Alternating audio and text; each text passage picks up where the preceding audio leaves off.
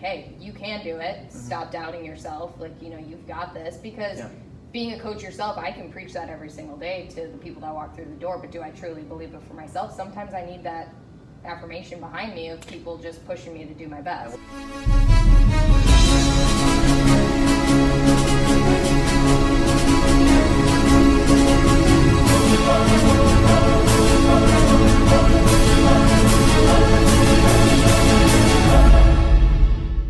Hi, and welcome to The Other 23. My name is Earl, and I'm here with my friend Brianna, and pretty much everybody's friend nowadays, right?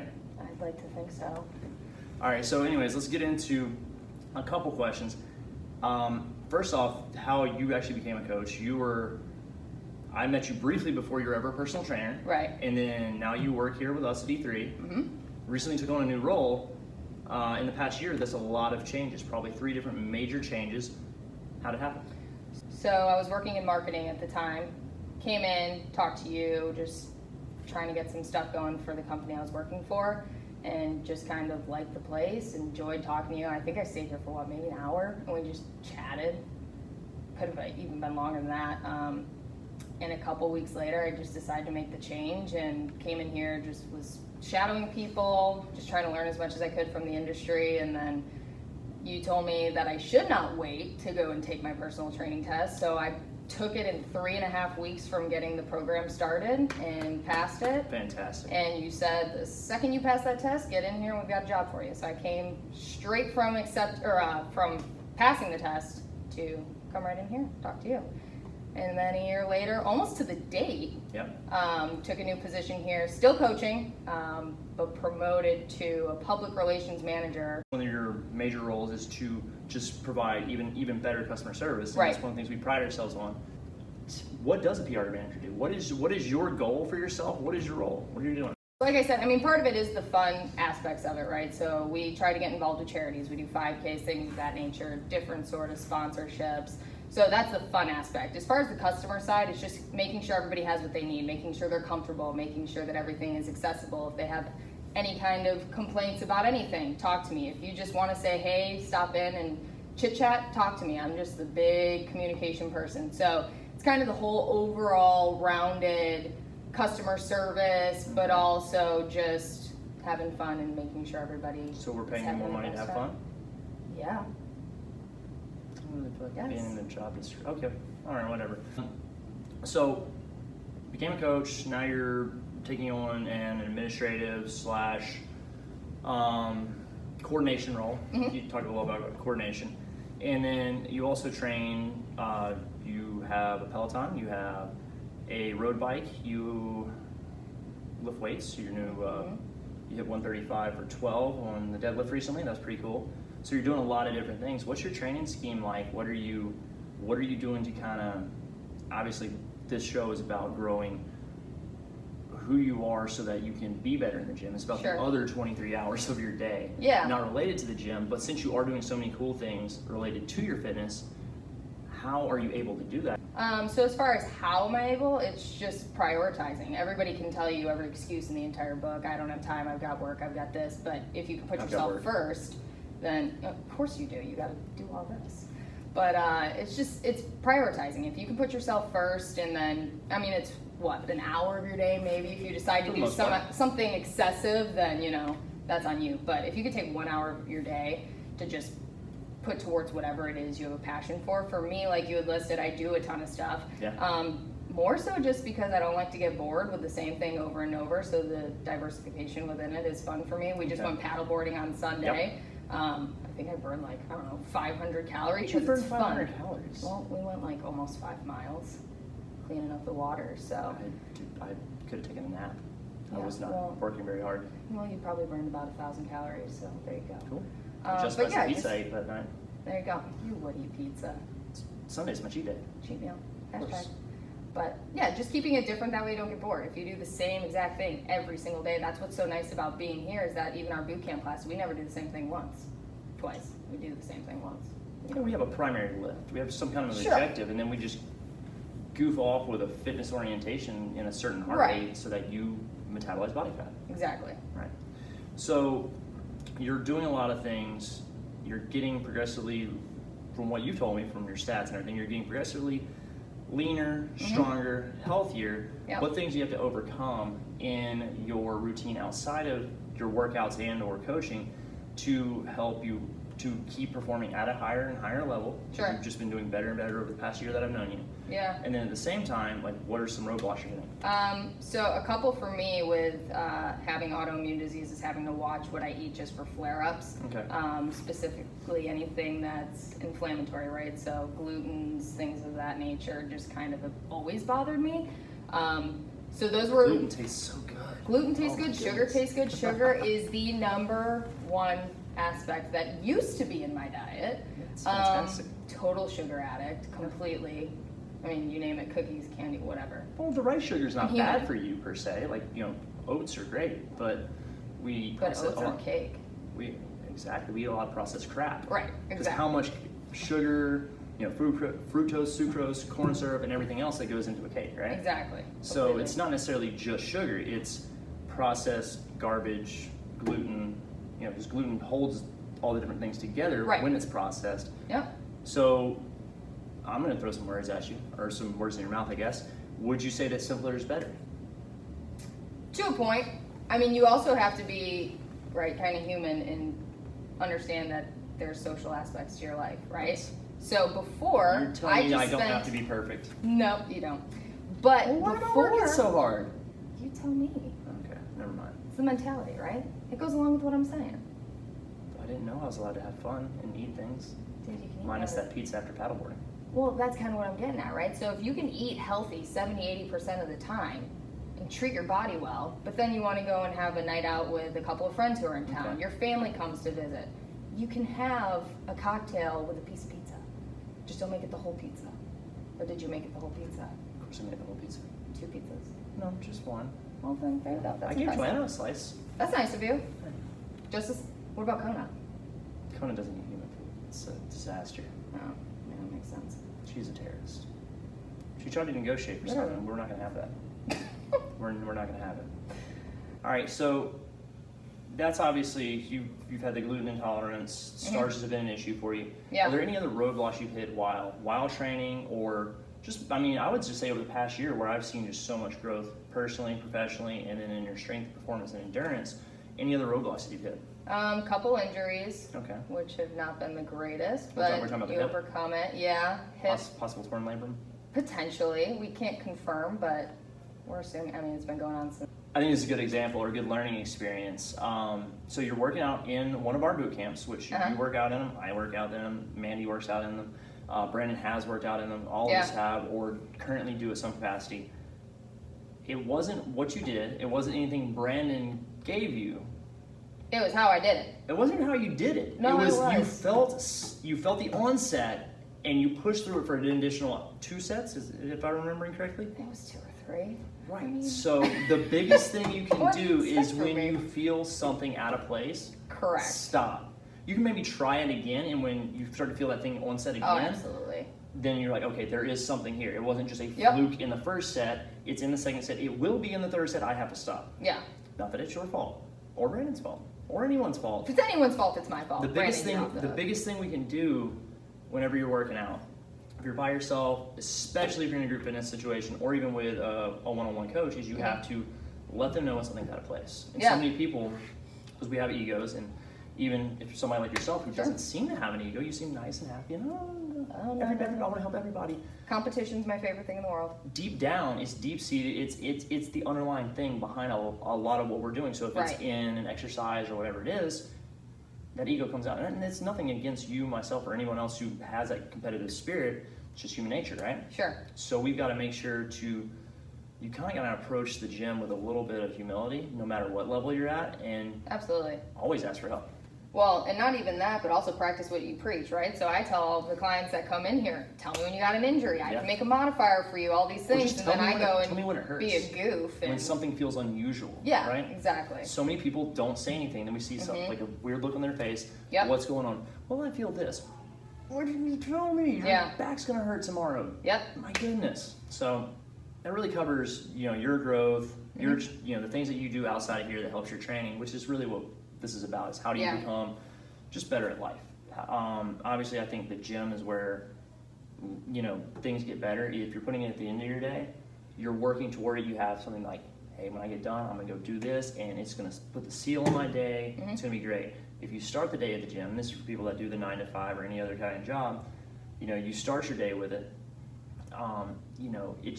Your day is just so much better because of it. You're so much more positive. But there's still other things that you have to do so that experience is as effective and also can be better, so you can continue to move forward, even if you have to take 3 months off. Mm-hmm. And so a lot of the behind the scenes stuff, you're talking about doing a little bit of PT. I think one of the things that you and I talked a lot about was changing your cycling programming, mm-hmm. because you were doing a ton of Peloton, and then obviously you couldn't. Then how do I get back into it in a moderate capacity because of the right. impact that it has on the hip that most people don't even feel until it's too late. Yeah. So there's so much going on with that, and I think we've covered most of it. So what is something interesting about you? And it's got to be good. I'm just gonna go ahead and say you got to give me something good, because everyone knows you pretty well. We know your brother's name is Brady. I don't remember your sister's name. You're really good at remembering all this stuff. Brooke, thanks for the haircut. There we go. Your mom's Kelly. Mm-hmm. I don't remember your dad's name, but shout out to Kelly for loving us on Instagram. She's our biggest fan. Every post. She's a bigger fan than my mom. That's awesome. So we've all got to know you really, really, really well, because that's the type of person you are. You're a great communicator, and that gift is what got you into, okay, you have a gift for getting people together, communicating, helping them to have a better experience. Sure. So that's kind of what you do. So people know you, and they know mm-hmm. you well, probably better than they know me. So what is something that you could tell me, and anyone who watches or listens to this, so probably your mom, that would be interesting or funny or just something that is different? Obsessed with dad jokes. Okay. What's a dad? Give me a dad joke. Give me one I haven't heard. Can you surprise me? Did you hear my one that I told Mandy this morning? It was good only because you laughed so hard. But it's good. Do you have another one? I mean, there's tons of them. Give me one of your faves that you think I haven't heard. That one's one of my favorites. That one caught me off guard, but I now heard it. So hit me with a different one. What do you got? Well, now I'm just stuck on that one because that one literally happened this morning. Oh, come on. I'm going with that one first. If it comes to anything else, then I'll bring it back. But I named my horse Mayo. Do you want to know why? Yeah, I'm sure you're going to tell me. Because Mayo neighs. You're welcome. It was only funny. Take it home. It was only funny this morning. Tell it to your friends. Because you cried laughing after you told it this morning. That's why it was funny. What's funny is the second time around this is good. I found it last night and sent it to a few of my friends who get really upset with me with dad jokes. So if y'all are watching, just enjoy it again for the second round. We'll just send it to them so they can watch. Perfect. And then it's a win-win. Then absolutely. You force this joke upon them a second time. Isn't that great? It's a little catches them off guard. It's a little creepy, but it's funny. Okay, so what's your second thing? You said you had two things. I love duathlons, right? I just did one. Yeah, you just did one. Can't do triathlons. Why? I hate water on my face. Oh, yeah, I remember Hate it. Don't like it. Can you swim? I can swim like to save my life, but I don't like water on my face. Have you gone to a pool or a beach or anywhere and actually swam or intentionally I just don't like it. Just don't like it? Like, freaks me out. I don't know. Okay. So that's the aspect you couldn't do. Correct. Because people ask me all the time, they're like, well, why don't you just do, like the Loggerhead's coming up, Loggerhead Triathlon. They don't offer a duathlon option, right. I'm just not doing it. Well, let me ask a silly question. So people in the tri and the endurance sport community mm-hmm. are big fans of just, I wouldn't say overdoing it, just abundant training, high frequency, sure. Just going above and beyond, really just taking it to the next level. Yeah. Sometimes in a good way, sometimes we've heard bad experiences. Are you of that same mindset? And if so, is it going to push you to try to work around this or towards the possibility of someday maybe doing a triathlon, or at least just being able to maybe do a long distance swim? Question one, as far as the intense training, that's a negative Ghost Rider. Okay. I would much rather be in the gym lifting than absolutely. Running, even biking or swimming. I love biking. Running is my I'll do any worst of it for a nightmare, good but I'll cause. do it. Absolutely. Absolutely. And if Joanna buys my entry, which typically happens. Or you just get in for free. That's also an option. Hashtag Google reviews. So you're not interested in pursuing the swim aspect then? It's safe to say. I think just because I'm so competitive with myself, I just want to do it at least once just to say. Oh, so I you did might. it. I wanted. It's kind of like It's like a heights, right? It's a 50-50. I wouldn't say it's a huge fear. It's Okay. more of an annoyance to me, if that makes sense. Yeah. Kind of like in the middle. Annoying that you just don't really like it, and also a fear. Like find a word in the middle, and that's how I feel about it. Anxiety? Kind of. Okay. So you may at some point try to at least do a swim. You know, it doesn't have to be a I may triathlon. try. I don't get it. Triathlons. Oh my gosh. So if someone is interested in doing what you did, because a lot of people in today's, well, just in general in today's society, we all have an abundance of information at all times. We're trying to get better. We're trying to learn. We're trying to grow. Sure. And one of the things Jordan, who came and talked to us a couple weeks ago, said, and that a lot of speakers and YouTube videos, TED Talks will tell you, is to some degree, and I'm just going to paraphrase, if you don't like what you're doing, change it. Mm-hmm. And there's good and there's bad in that, but that seems to be the trend in today's workforce. Sure. You did that, found something you love, or didn't necessarily know you would love it as much as you did, changed, made it, just went off the deep end. Yeah. If someone is thinking about doing that, what are some tips, tricks, helpful things you could tell them having gone through it that could help them accelerate their results? And then also, how do they know that this is the right choice for them? I think the biggest thing is just finding people that support you. And that could be anything. That could be spouses, shout out to Austin for supporting it. Right. In both realms, in picking up a new sport, in a change of career, everything that's happened in the past year.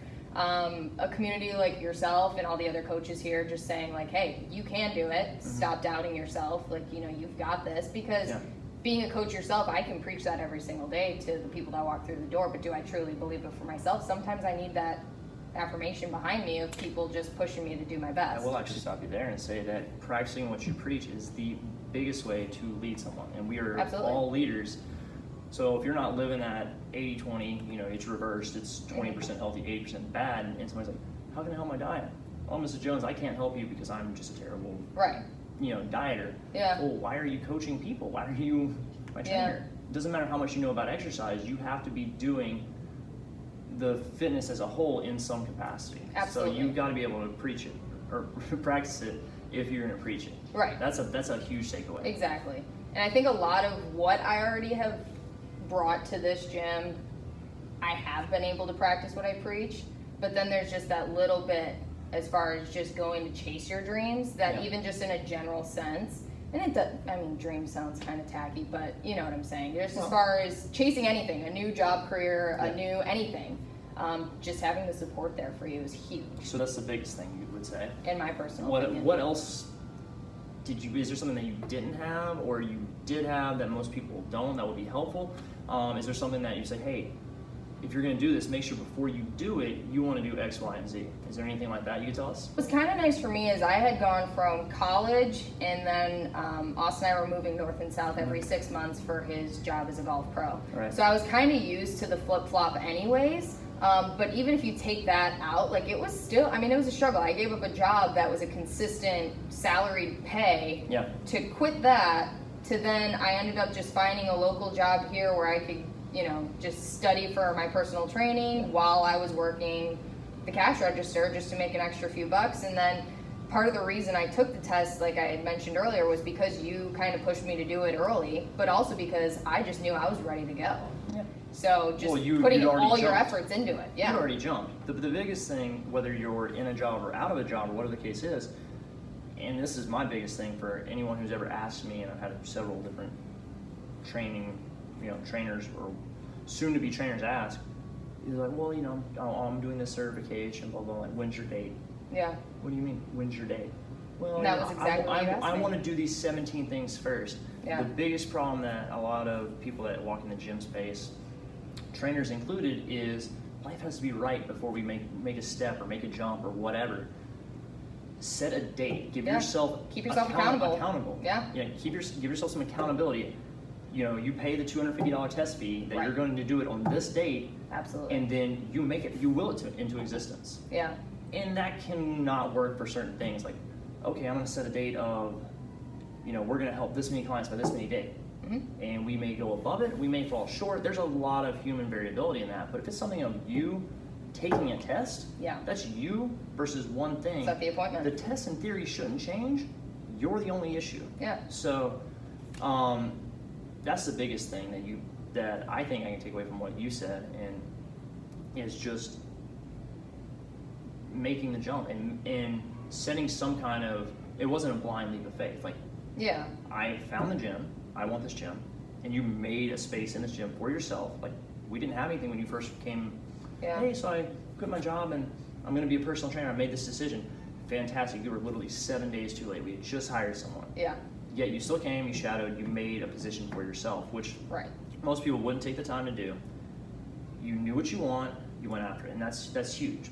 So people need to know what they want. They need to set deadlines, set goals, and knock them off one at a time. Mm-hmm. Not all together, not in too short of a time frame, but in some kind of capacity like that. Mm-hmm. And the last thing I'll ask you two different things. First thing, is there anything that we didn't cover about you that you think could potentially help somebody who's training in the sports that you've trained, who wants to be a personal trainer, who wants to develop a role for themselves within their company, or develop a role for themselves if they're not even in a company yet? Yeah. Is there anything that we missed? We're all different people. Yeah. You all have different goals. We all look different. We all come from different backgrounds. Like, be whatever you are and go after whatever you want. Also know what you are and know what you want. A lot of people don't know these things. Yeah, absolutely. All right, so what's a question what is a question, or do you have a question for me? I do, 2. Wow, why is it always 2? I don't know. It's like the lucky number today. Fantastic. First one, of every exercise in the entire world, what is your all-time favorite? If you could only ever do one again in your life, let's put it that way. And 2, since we're on the conversation of taking leaps of faith, what made you take the leap of faith to open up E3? Do you want to start doing the podcast and I'll just hang out? I mean, those are good questions. I like those. Thank you. Very good. Thought of these. One exercise and why.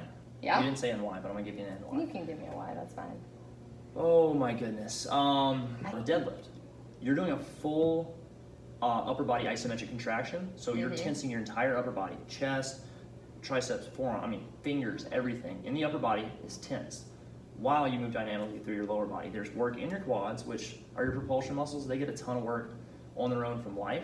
The hamstrings never do, the glutes never do, because we're sitting like this all day. So I think we just found the answer. It's one of the best exercises. It's really fulfilling when you make that jump. You just hit 135. You don't normally brag about what you lift. And you came in, hey, guess what I did? Yeah. Like, it's really fulfilling when you can make a jump in that lift. It's a good feeling, but it just truly works every muscle in your body. Well, it's the only thing that I can, and I'm not really very good at it, but it's the only thing I can think of. He's good at it. It's the only thing I can think of that works full body.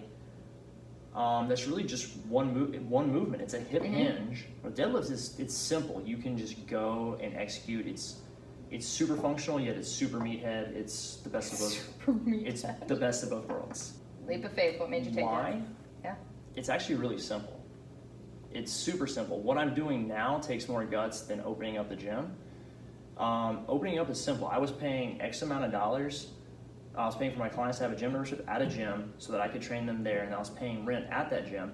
It totaled, say half. It wasn't actually half, but half of what our rent is here. I looked at my margins and I said, okay, if I were to pay for rent here, I still would have enough to pay my own salary. So I could open this place up and just train my clients here and be happy. Sure. But like any person that has enough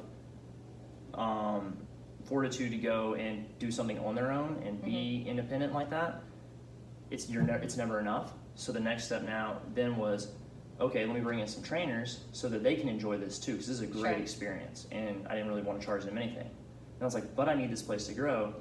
How can I charge them as little as possible and have it grow? So we went to a percentage system so that with every new client, the gym could have a little bit of that money, so it could buy stuff for the clients and the trainers and all that good stuff. And then progressively, we just had to do more and more systematizing and businessing. That's not really a word. Sounds good. That's the stuff that's really sucks, and it's really hard because it's all the stuff that I hated in corporate gyms that I worked at. And it's like, well, why do you have a cancellation policy? Why do you have this? Why do you have that? And I always felt like you were like the corporate gyms were extorting money. And now, as being the gym owner and being the gym, I realized that's not the case. Sure. The case is now that we're trying to protect the client, we're trying to protect the trainer, and we're trying to protect the gym. We're trying to make everyone happy all the time. That is the absolute hardest thing. It is the scariest thing because I don't like hurting people. I don't like I want people to be happy all the time. I want you guys to have the best success. I want the clients to get the best results. I want everybody to love it. I mean, this gym is different from other gyms. You feel it the second you walk in. It's because it's so big, right? It's huge. It's massive. But no, I mean, it's just such a family atmosphere. Like, it really is. Not in the sense of that families come in here together. We do have family members that come.